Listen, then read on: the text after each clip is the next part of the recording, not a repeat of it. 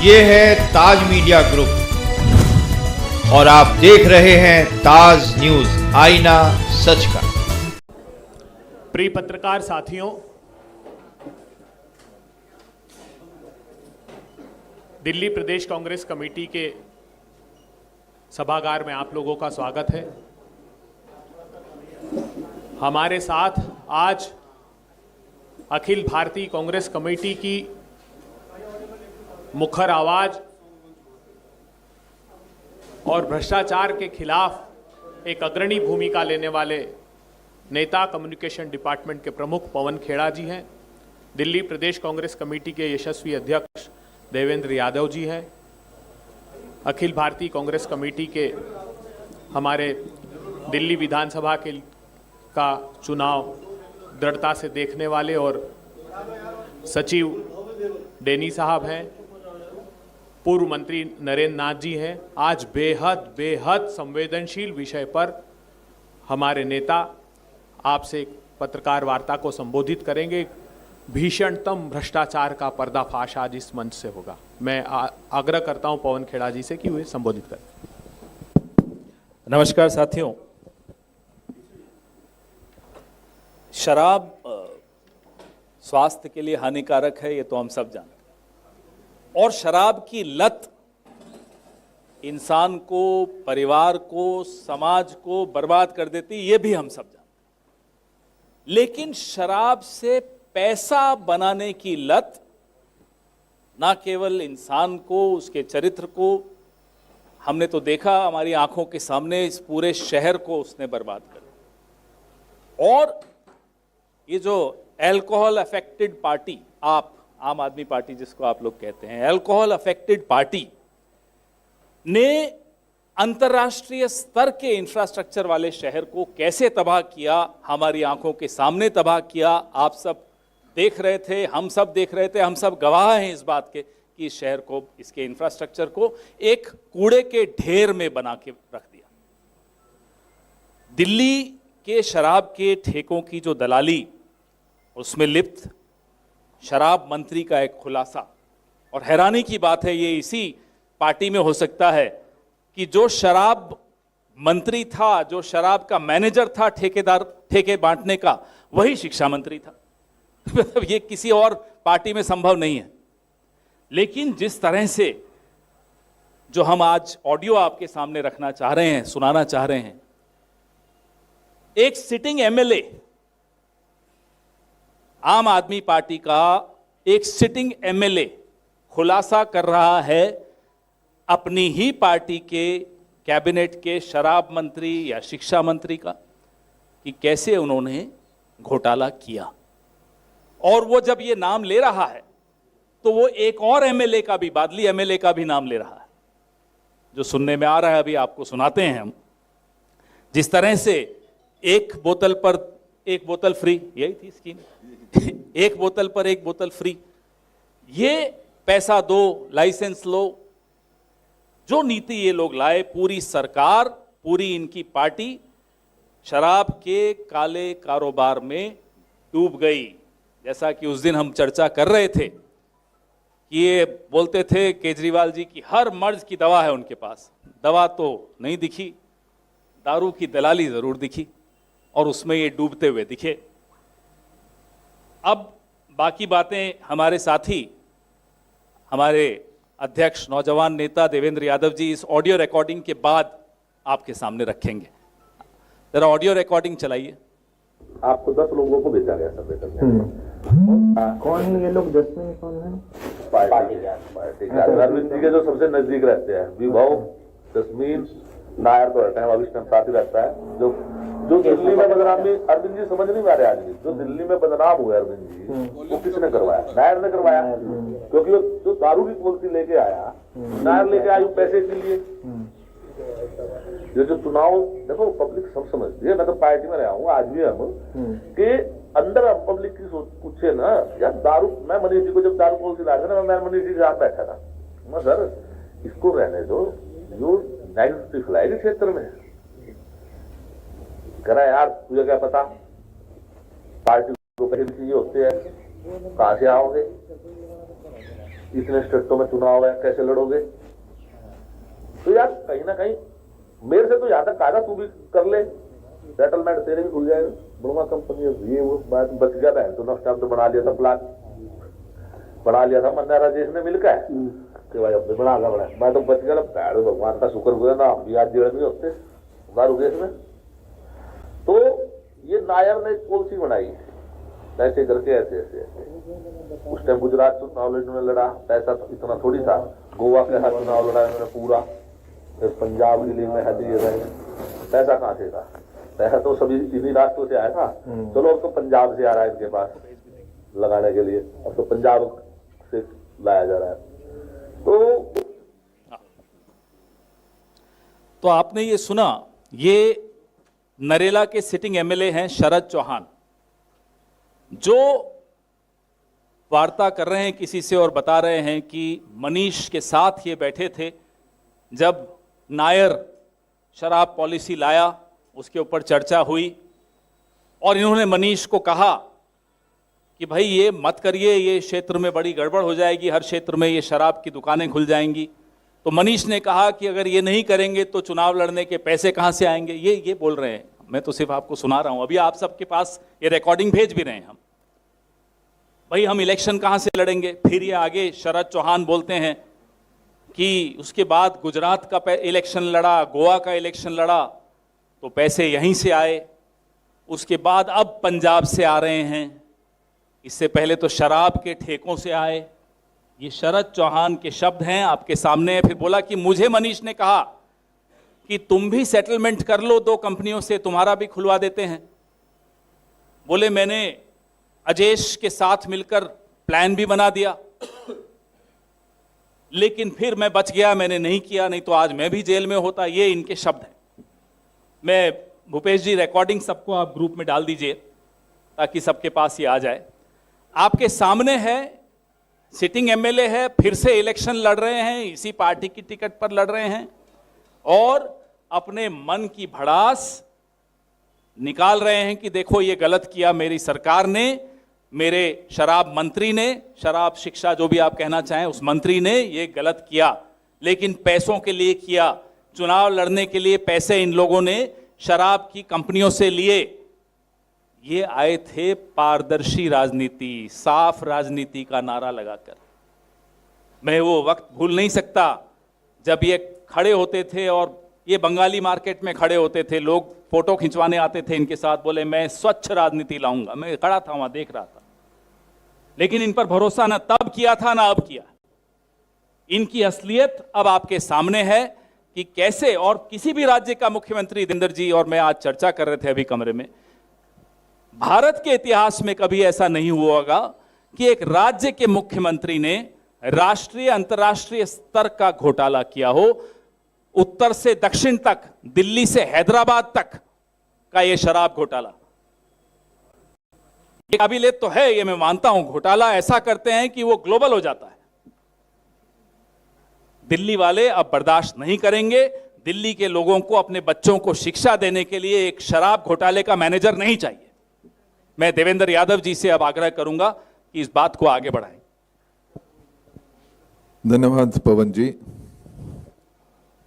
सभी साथियों को धन्यवाद। आप लोग लगातार हमारी प्रेस कॉन्फ्रेंसिस को कवर करने के लिए आते हैं और जो दिल्ली के मुद्दे हैं, हमारी ये कोशिश है कि उनको लगातार आप तक पहुंचाने का काम करें।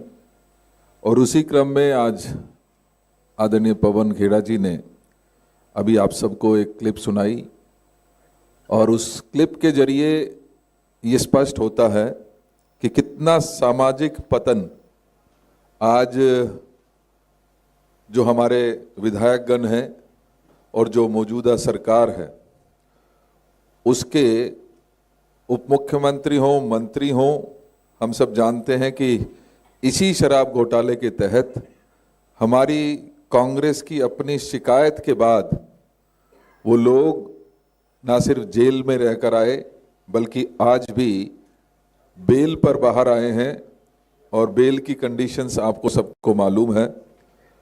हम ये लगातार कहते रहे हैं कि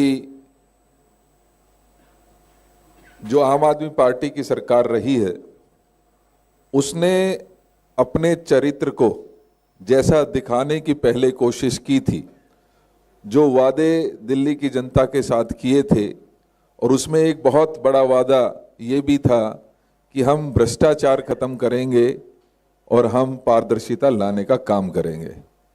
उसके बिल्कुल विपरीत हम और आप देख रहे हैं कि इनके जो कहनी, कथनी और करनी में जमीन आसमान का फर्क साफ नजर आता है।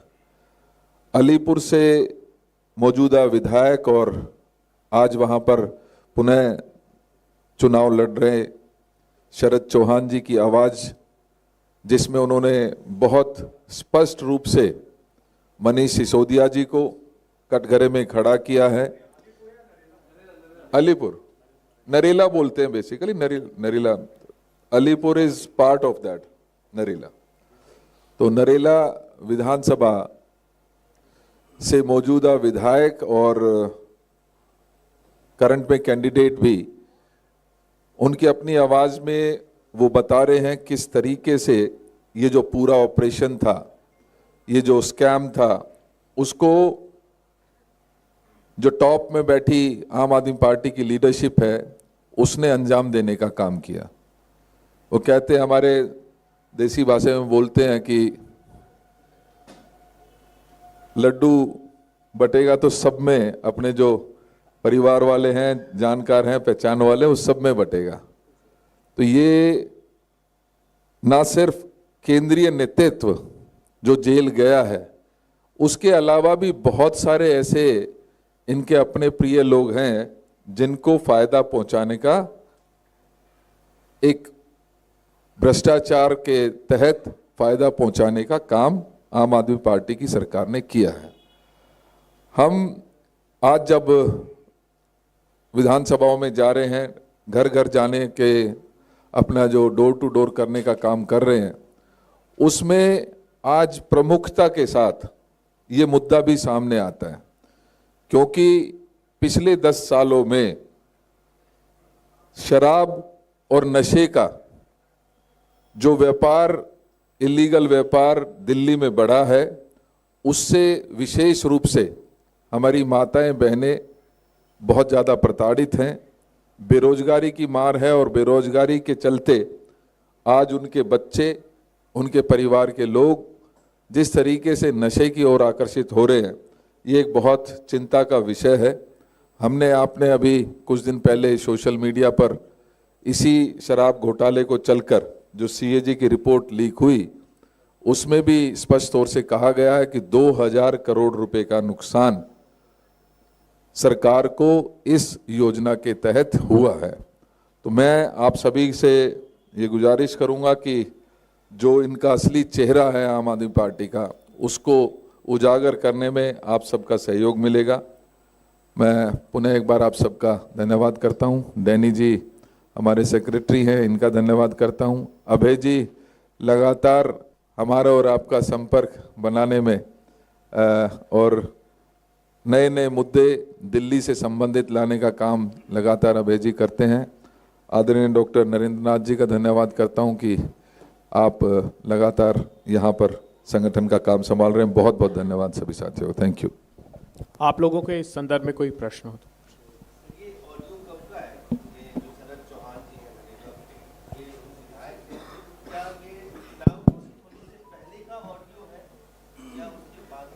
उन्हीं से पूछिए कब बोल रहे थे ये सब। शराब घोटाला होने के बाद का तो है ही, पहले का नहीं। और जैसा कि अभी देवेंद्र जी बता रहे थे कि 2000 करोड़ का नुकसान, हमारे और आपके पैसे का नुकसान, हमारे और आपके टैक्स से चोरी किया हुआ ये नुकसान है। तो ये ज़्यादा महत्वपूर्ण बात ये है कि किस तरह इसको अंजाम दिया गया, कैसे हमारी जेब काटी गई, ये बहुत महत्वपूर्ण है। और लोगों को नशे में, और लोगों को लगातार नशे की ओर धकेला गया है। अभी पवन जी कह रहे थे एक के साथ एक नहीं साहब, इन्होंने तो स्कीम एक के साथ 2 भी फ्री कर दी थी। और कोई सवाल? राहुल जी जो जनसभा थी उनकी, उसको नहीं पहुंच पाए हैं। अभी आगे संभावना इस तरह की जो भी आपके हैं, कुछ आरोप इस तरह से लगाए जा रहे हैं कि आप अपने इंडिया गठबंधन के हितों को ध्यान में रखते हुए माने राहुल जी, ये पता नहीं कहाँ से खबर आपको आती है, लेकिन मुझे इस बात का दुख जरूर है कि आदरणीय राहुल गांधी जी जो दलितों की, पिछड़ों की, माइनॉरिटी की मजबूत आवाज़ के रूप में आज पूरे देश में जाने जाते हैं, उनकी सेहत के चलते कल जो हमारा सदर में प्रोग्राम था उसमें डॉक्टर्स की हिदायत के बाद वो वहाँ नहीं पहुँच पाए। और मुझे खेद है यहाँ आपको ये सूचित करते हुए भी कि आज भी जो हमारी प्रोग्राम था उसको उनकी सेहत को ध्यान में रखते हुए डॉक्टर्स की एडवाइस के पश्चात कैंसिल किया जा रहा है। हम जो आपके सामने खुलासे ला रहे हैं, ये क्या किसी को सहयोग करने के लिए ला रहे हैं? राहुल जी बेलगावी भी नहीं आ पाए थे, उसमें किसका नुकसान हो रहा था बताइए ज़रा। तो ये जो स्पेकुलेशंस हैं ये गलत हैं। हम पूरी तरह से यहाँ की भ्रष्ट सरकार के खिलाफ रोज़ क्या है वो आपका पाप का पर्दाफाश, कल अजय माकन जी बैठे थे, आज हम सब बैठे हैं, देवेंद्र भाई प्रचार छोड़कर बीच में आए ये करने, तो ऐसा नहीं है। हम आने वाले दिनों में आपको बताएंगे इनकी असलियत और लगातार पोल खोलेंगे।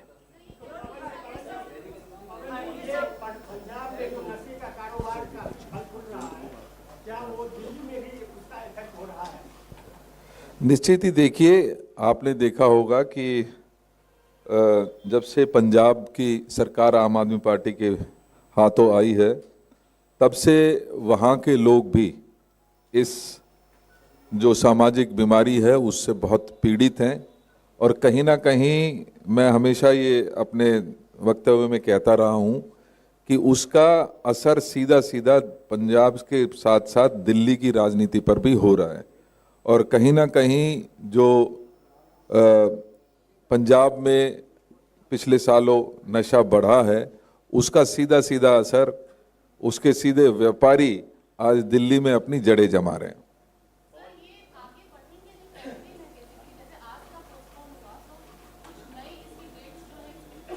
देखिए, क्योंकि हेल्थ रीजंस की वजह से ये प्रोग्राम कैंसिल हुआ है, तो पहले सेहत ठीक होगी उसके पश्चात ही हम आगे का प्रोग्राम। अभी भी कल का प्रोग्राम आज के समय में स्टैंड है, क्योंकि कल का भी आपको जानकारी होगी मादीपुर में है। सेहत सही रही तो निश्चित ही राहुल गांधी जी बहुत इंटरेस्टेड हैं कि दिल्ली के मुद्दों को प्रमुखता से उठाने का वो काम, हालांकि पिछले कई सालों से जब से न्याय यात्रा खत्म हुई है वो अलग अलग छोटी छोटी अपनी यात्राएं उनकी जारी हैं।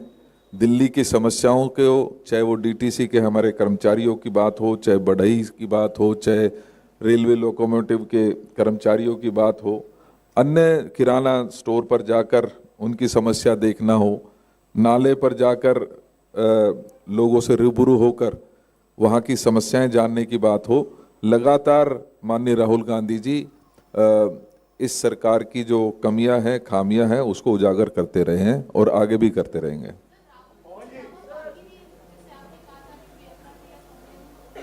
जी, सोनिया जी तो नहीं, लेकिन निश्चित ही प्रियंका जी, खड़गे जी और राहुल जी के जो सेकेंड फेज के प्रोग्राम हैं 26 तारीख तक, आप सब समझते हैं कि गणतंत्र दिवस के चलते बहुत सारी रिस्ट्रिक्शंस और वो हैं।